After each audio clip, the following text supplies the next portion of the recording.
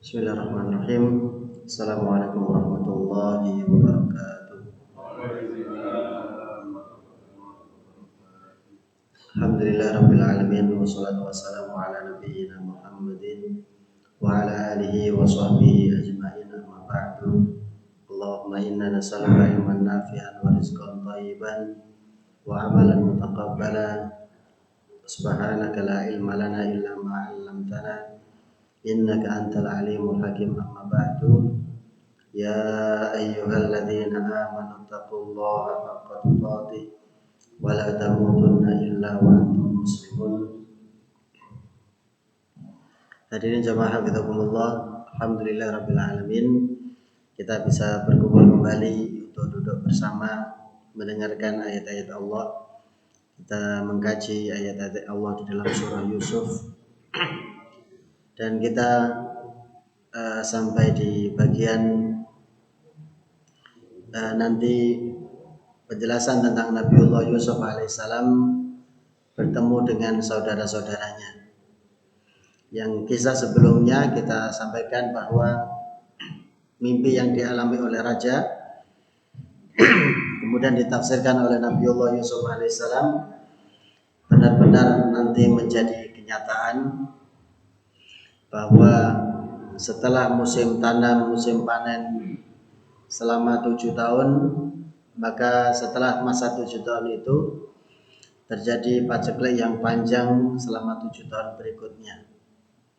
Dan di dalam tafsir nanti disebutkan permulaan masa paceklik itu nanti Nabi Yusuf mengetahuinya dari apa yang dialami oleh raja. Jadi kan tadi disampaikan bahwa hitungannya dibuat 7 tahun.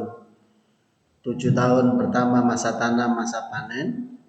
Kemudian nanti berikutnya 7 tahun berikutnya adalah masa sulit atau masa krisis paceklik. Nah, masa paceklik dimulai Nabi Yusuf mengetahuinya dari apa yang dialami oleh raja. Jadi di tafsir nanti disebutkan ketika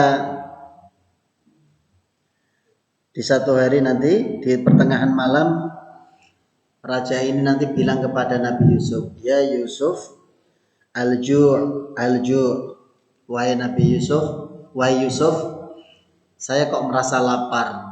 Jadi di tengah malam raja tiba-tiba bilang kepada Nabi Yusuf, alju', saya lapar, saya merasa lapar. Maka melihat raja kelaparan di tengah malam itu, kemudian Nabi Yusuf nanti mengatakan, hadza awanul qahti. Inilah permulaan masa paceklik itu. Jadi Nabi Yusuf menyebutkan bahwa masa paceklik dimulai ketika raja ini merasa lapar di tengah malam. Kan tidak lazim seorang raja kecukupan apa saja terpenuhi, tiba-tiba di malam hari merasa kelaparan.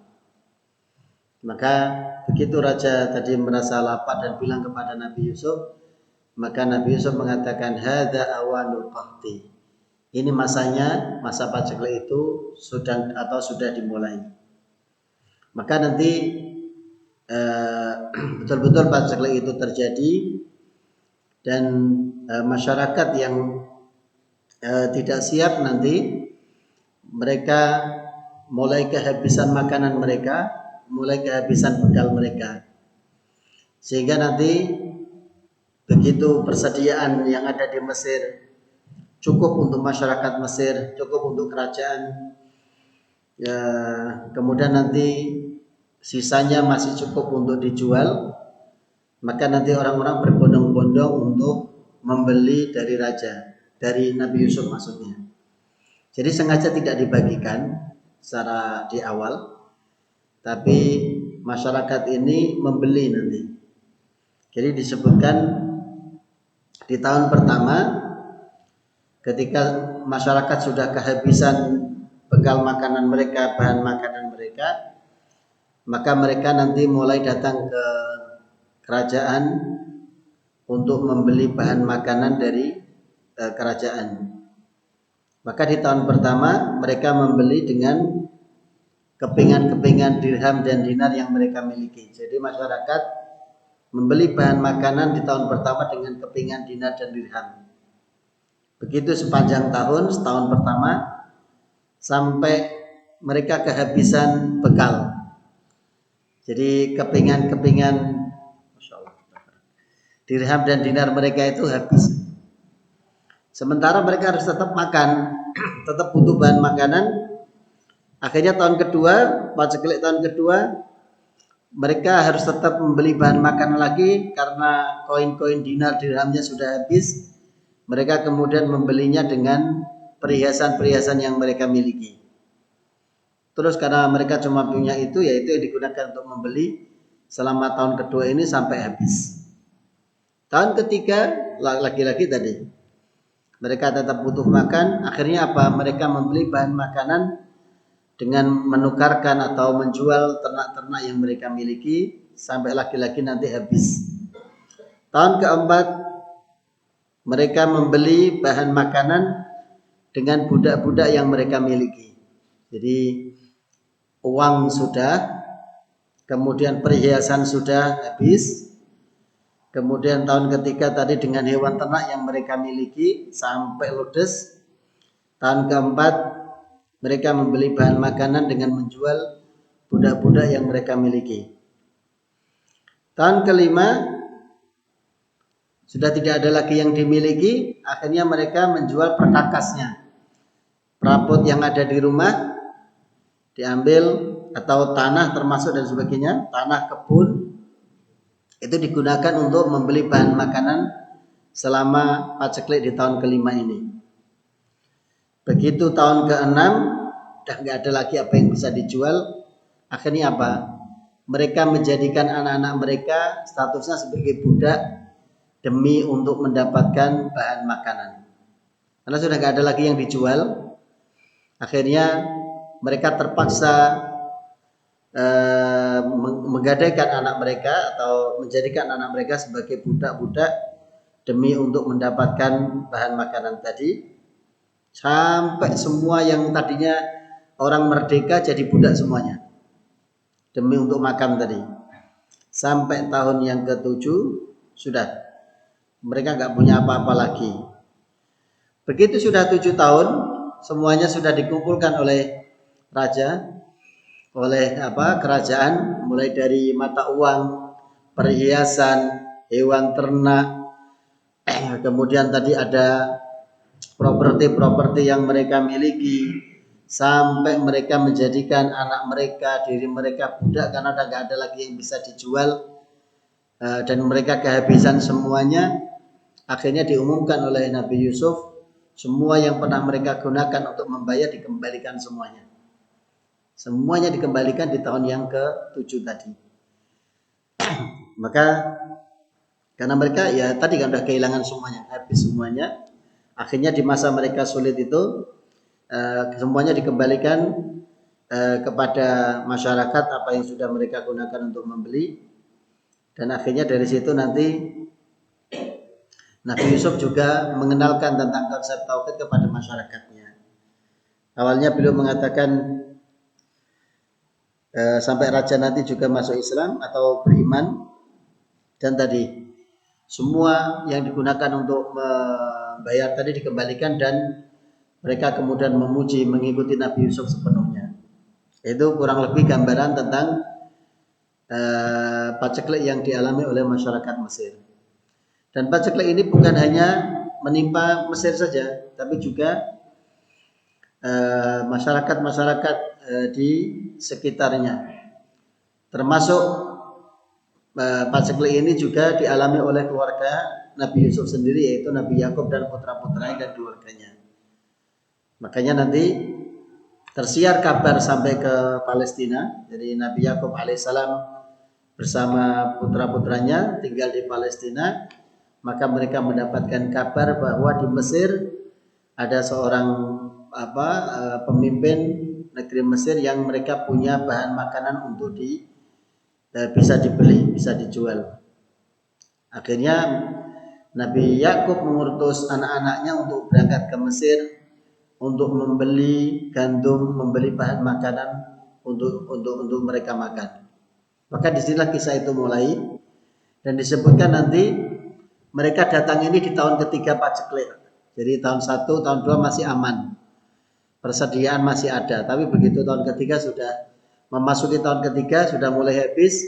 Akhirnya Nabi Yakub memerintahkan anak-anaknya untuk pergi ke Mesir untuk membeli bahan makanan dari penguasa di Mesir. Maka ayat menyebutkan yang tadinya bicara tentang Nabi Yusuf, bicara tentang raja, bicara tentang apa yang diberikan Allah kepada Nabi Yusuf, maka kisah kemudian berpindah kepada apa yang menimpa Nabi Yakub dan keluarga sampai membuat Nabi Yakub mengutus anaknya untuk ke Mesir. Waja'a ikhwatu Yusufa, maka saudara-saudara Nabi Yusuf mereka datang ke Mesir. Fadakhalu alaih, dan mereka masuk bertemu dengan Nabi Yusuf. Fa'arafahum, maka Nabi Yusuf mengenali mereka. Wahum lahu munkirun, sementara mereka saudara-saudara Nabi Yusuf tidak kenal kalau yang di hadapannya itu adalah adiknya Yusuf. Kenapa? Karena ada beberapa alasan, diantaranya panjangnya jarak perpisahan mereka. Jadi sejak mereka saudara Nabi Yusuf ini melemparkan Yusuf ke dalam sumur, kemudian nanti diambil, kemudian ada yang ngambil, kemudian mereka mengaku ini adalah budak kami yang kabur, kemudian dijual kepada mereka. Jarak dari keluar dari sumur itu sampai pertemuan ini ada yang mengatakan 40 tahun. Makanya wajar tidak terbayang kalau yang di depannya itu adalah Yusuf adiknya. Sementara Nabi Yusuf tahu ini yang datang adalah saudara-saudaranya dari, nanti Nabi Yusuf bertanya-tanya, nanya, kalian dari mana? Kok penampilan kalian berbeda? Kok kulit kalian berbeda? Jadi berbeda sekali dengan masyarakat Mesir. Sudah datangnya bergerombolan 10 orang langsung. Penampilan mereka beda sendiri. Maka ditanya sampai-sampai nanti salah satu yang digunakan untuk menginterogasi mereka, Nabi Yusuf menyebutkan di dalam tafsir disebutkan, jangan-jangan kalian ini adalah mata-mata yang datang ke Mesir ini. Jadi sampai kalimat itu disebutkan demi untuk mengorek ini siapa ini mereka. Karena di hadapan penguasa, kemudian cara Nabi Yusuf untuk biar mereka menceritakan diri mereka, maka Nabi Yusuf menggunakan kalimat tadi. Jangan-jangan kalian datang untuk memata-matai kami. Kalian datang ini untuk menjadi mata-mata yang mencari celah kami. Maka kemudian mereka buru-buru, tidak. Kami datang hanya untuk mencari membeli makanan. Kami adalah anak keturunan seorang laki-laki soleh yang beliau adalah seorang nabi, yaitu Nabi Yakub. Maka Nabi Yusuf nanti tahu. Yang menarik di sini pertama ada beberapa poin. Waja'a ikhwatu Yusufa fadakhalu alaihi. Ulama sampai membahas mengapa di sini ada huruf fa. Sebelum bahas huruf fa, di sini kita lihat Nabi Yusuf langsung yang mengurusi. Beliau kan sudah dapat jabatan tinggi di kerajaan, tapi beliau menjadi orang yang langsung mengawasi proses distribusi makanan ini. Jadi mentang-mentang tidak punya jabatan kemudian duduk jauh tidak ngurus sama sekali, tidak. Di sini Nabi Yusuf lihat. Dialog ini terjadi karena Nabi Yusuf turun tangan langsung mengawasi, memperhatikan, melihat proses distribusi makanan yang dimiliki oleh kerajaan ini kepada masyarakatnya, sehingga peristiwa ini terjadi. Nah, kalau Nabi Yusuf sudah dapat posisi kemudian cuma duduk di balik meja, nggak pernah tahu, cuma dengar laporan, ya nggak mungkin dialog ini terjadi. Jadi dialog ini terjadi karena beliau turun tangan langsung. Jadi seorang pemimpin punya jabatan tinggi istimewa, tapi beliau langsung turun ke lapangan, bahkan mengawasi langsung, bahkan termasuk nanyain satu persatu. Ini orang dari mana? Kamu dari mana? Ditanya satu persatu. Kemudian kata fadakhalu alaihi, huruf fa itu dibahas. Jadi ketika Nabi Yusuf sudah tahu ini yang di depannya adalah saudara-saudaranya, Nabi Yusuf tetap mempermudah urusan mereka. Tidak ada tuh dalam diri Nabi Yusuf, ini dulu orang-orang yang ingin membunuh saya, ini dulu orang yang menyakiti saya, ini dulu orang yang mereka yang memisahkan saya dari ayah saya. Tidak ada sama sekali. Jadi huruf fa di sini menunjukkan mereka masuk bertemu Nabi Yusuf sangat mudah, tidak dipersulit. Bahkan setelah Nabi Yusuf tahu yang di depannya adalah saudara-saudara yang dulu jahat kepada beliau, tapi itu tidak membuat beliau kemudian marah, kemudian membalas, kemudian mempersulit urusan mereka, tidak sama sekali. Jadi ini penting sekali. Jadi seorang pemimpin ini seperti apa yang dilakukan oleh Nabiullah Muhammad SAW ya. Jadi Nabi Yusuf kan nanti mengambil Rasulullah kan mengambil inspirasi dari kisah Nabi Yusuf ini. Jadi Nabi Yusuf yang memaafkan saudaranya, bahkan tidak pernah mengungkit-ungkit kesalahan mereka sama sekali, itu nanti yang dicontoh oleh baginda Nabi Muhammad SAW. Jadi ketika Fathu Makkah, orang-orang kafir Quraisy sudah nggak berdaya, mereka sudah ketakutan, mereka sudah panik, mereka sudah gelisah ini. Dah kita ini nggak berdaya ini. Muhammad dulu yang kita sakiti, Muhammad yang kita ganggu, Muhammad dulu yang kita usir, Muhammad dulu yang hampir kita bunuh. Sekarang dia sudah menang. Kita tidak berdaya, kita kalah. Nah, akhirnya semuanya nanti dikumpulkan di depan Ka'bah. Begitu Nabi selesai sholat di dalam Ka'bah, beliau keluar dari Ka'bah kemudian melihat kepada masyarakat Quraisy, beliau langsung mengatakan, ma tadhunnuna anni fa'ilun bikum. Kira-kira kalian nanti menduga apa akan melakukan apa kepada kalian. Jadi di saat mereka khawatir, mereka takut, mereka ingat dosa-dosa mereka kepada Rasulullah Muhammad SAW. Dalam posisi takut itu Nabi malah tadi menanyakan tadi, kira-kira sekarang apa yang akan lakukan kepada kalian. Kemudian mereka nanti mengatakan, engkau adalah orang baik, engkau adalah saudara kami yang baik, engkau adalah anak dari saudara kami yang baik. Maka Nabi kemudian mengatakan, hari ini aku akan berkata kepada kalian sebagaimana dulu Yusuf berkata kepada saudara-saudaranya. Jadi Rasulullah langsung mengambil inspirasi untuk membuat keputusan besar itu kepada mereka masyarakat Quraisy yang dulu menyakiti Nabi, mengusir Nabi. Beliau mengambil inspirasinya dari Nabi Yusuf alaihissalam. Hari ini aku akan mengatakan kepada kalian sebagaimana dulu Yusuf berkata kepada saudara-saudaranya, la tathriba alaikumul yaum. Sudah, hari ini kalian sudah tidak punya kesalahan lagi kepadaku. Yaghfirullahu lakum, semoga Allah mengampuni kalian. Idhabu, silakan kalian pergi. Fa antumut tulaqa, kalian bebas. Kan orang kalau kalah dalam peperangan, nasibnya jadi tawanan. Kalau nggak dibunuh jadi tawanan. Kalau sudah jadi tawanan, ujung-ujungnya jadi budak nanti. Tapi Nabi sama sekali di dalam Fathu Makkah yang luar biasa itu, Nabi tidak mengambil harta kafir Quraisy menjadi ghanimah. Tidak ada sedikit pun harta Quraisy yang diambil kemudian jadikan harta rampasan, tidak ada. Tidak ada satupun masyarakat Quraisy yang dijadikan tawanan kemudian jadikan budak, tidak ada. Padahal di perang-perang yang lain ada. Kalah, diambil jadi tawanan, kemudian nanti jadi budak yang kalah ini. Tapi di Fathu Makkah tidak ada sama sekali. Semuanya dibebaskan. Harta mereka tidak ada yang diambil jadi rampasan. Nyawa mereka, diri mereka tidak ada yang diambil jadi budak-budak. Itu merupakan tadi kebaikan Nabi SAW yang beliau lakukan terhadap masyarakat Quraisy yang sudah jahat kepada mereka, seperti Nabi Yusuf kepada saudaranya. Jadi di sini mereka masuk, walaupun Nabi Yusuf tahu ini orang-orang dulu jahat kepadaku, tapi Nabi Yusuf tidak mempersulit sama sekali. Maka di sini ada beberapa pelajaran, meskipun mereka jahat, meskipun dulu mereka menyakiti, mereka tetap saudara. Allah menyebut mereka saudara Nabi Yusuf ini dengan kata saudara. Enggak ada kata-kata misalkan mereka dulu yang jahat kepada Nabi Yusuf telah datang kepada Nabi Yusuf, tidak. Allah tidak menggunakan kalimat itu. Bukan juga kalimat mereka dulu yang dengki kepada Yusuf sekarang datang di hadapan Yusuf, tidak sama sekali. Allah tetap menyebut wajah ikhwatu Yusuf.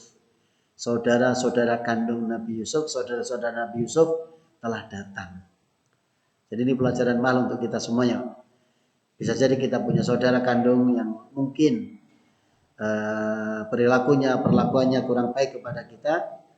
Tentu mungkin tidak akan sejahat saudara Nabi Yusuf.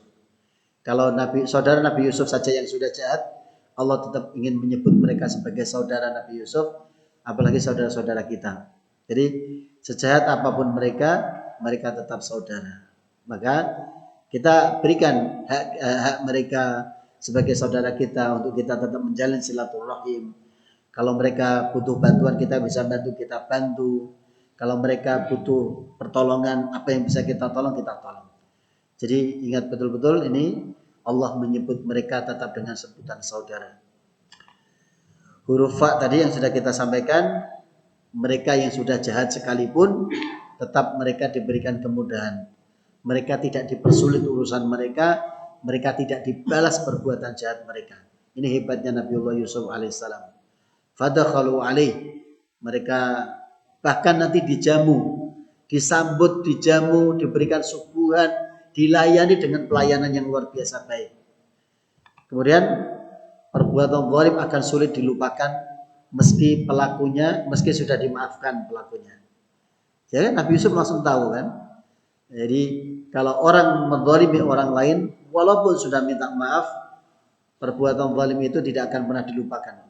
Sekali waktu nanti, oh dulu ini yang begini ya. Oh ini dulu yang telah menyakiti saya ini. Jadi langsung begitu momentumnya muncul, langsung keluar semua. Teringat lagi. Jadi perbuatan zalim itu, kalau bahasa guru kami, perbuatan zalim itu, perilaku zalim itu punya ingatan yang panjang. Jadi perbuatan zalim punya ingatan yang sangat panjang. Bisa jadi pelakunya sudah lupa, bisa jadi pelakunya sudah tidak di tempatnya. Tapi perbuatan zalim itu akan senantiasa diingat. Bahkan sudah meninggal sekalipun kan nanti di hadapan Allah dilaporkan kan. Jadi perbuatan zalim yang tidak tuntas di dunia, tidak bisa terbalaskan di dunia, di akhirat di hadapan Allah loh dilaporkan. Jadi makanya Nabi betul-betul mengingatkan kita dalam hadis qudsi kan, iyyakum wal zulm. Jauhilah kalian perbuatan zalim itu, karena perbuatan zalim itu akan mendatangkan kegelapan, kesuraman di hari akhirat. Karena tadi kan, kalau tidak tuntas di dunia, maka akan dilaporkan di hadapan Allah di akhirat. Maka hati mereka yang suka menzalimi orang lain, lebih-lebih mereka yang punya jabatan, punya kekuasaan, kok berbuat zalim, tidak tahu nanti itu hisabnya seperti apa di hadapan Allah. Berapa banyak, berapa ratus, berapa ribu orang nanti yang akan melaporkan kezaliman mereka di hadapan Allah. Tidak ada takut-takutnya sama sekali mereka itu. Nah, makanya kalau kita harus ingat bahwa perbuatan zalim itu punya ingatan yang sangat panjang, bahkan akan diingat sampai di akhirat nanti. Kondisi sulit itu menjadi sebab berkumpulnya Nabi Yusuf dengan keluarganya. Jadi justru dengan adanya musim paceklik tadi yang menimpa Mesir, bahkan negeri-negeri di sekitar Mesir, justru masa sulit itulah menjadi sebab Nabi Yusuf bisa bertemu dengan saudaranya. Nabi Yusuf nanti bisa bertemu dengan adik kandung tersayangnya. Nabi Yusuf bahkan bisa berjumpa dengan ayah yang dicintainya, yaitu Nabi Yakub alaihissalam. Bahkan keluarga ini nanti bersatu lagi. Gara-garanya apa? Gara-garanya paceklik. Artinya apa yang ingin kita sampaikan? Bisa jadi sesuatu itu kelihatan buruk. Yang kita alami, yang kita rasakan itu sesuatu yang buruk, kesulitan. Tapi yakinlah di balik kesulitan itu, kalau kita menerima takdir Allah, akan ada sesuatu yang indah di belakangnya. Ini kan tadi kan, paceklik 7 tahun. Tapi justru dengan adanya paceklik ini, Nabi Yusuf bisa berkumpul dengan keluarganya lagi. Kalau tidak ada paceklik, ya nggak tahu alasan apa nanti akan Allah buat untuk mereka bisa berkumpul. Justru dengan adanya paceklik mereka berkumpul. Kemudian nanti sudah dijamu, diterima di Mesir, dijamu sampai nanti mereka siap pulang lagi. Begitu mereka siap pulang, semua kebutuhan mereka disediakan. Jadi masing-masing orang mendapatkan jatah. Jadi setiap orang itu diberikan jatah tertentu. Jadi tidak boleh satu orang borong banyak-banyaknya, tidak boleh. Itu juga bagian dari kecerdasan Nabi Yusuf alaihissalam. Bagaimana makanan yang tersedia di kerajaan itu cukup untuk sampai 7 tahun, tidak boleh dihabiskan di awal. Makanya setiap yang datang untuk membeli itu ada jatah tertentu yang boleh dibeli. Kalau kalimatnya nanti di sini imlu ba'ir, yaitu barang yang bisa dibawa oleh unta mereka secukupnya. Satu orang jatahnya yang bisa dipanggul, yang bisa dibawa oleh unta mereka, tidak boleh lebih, tidak boleh bawa 2, 3, tidak boleh. Satu orang jatahnya seperti itu nanti. Begitu nanti Nabi Yusuf atau mereka sudah mau persiapan pulang, dan tadi mereka kan menyebutkan, ditanyakan, kalian ada berapa saudara? Kami memiliki 11 saudara, yang satu sudah meninggal, yang satu, maaf 12, kami 12 orang. Saudara kami sudah lama pergi, yaitu Nabi Yusuf maksudnya. Sedangkan adik kami yang paling kecil bersama dengan ayah di rumah untuk menemani ayah. Jadi mereka datang bersepuluh. Maka Nabi Yusuf memberikan jatah untuk 12 orang. Termasuk yang di rumah dihitung.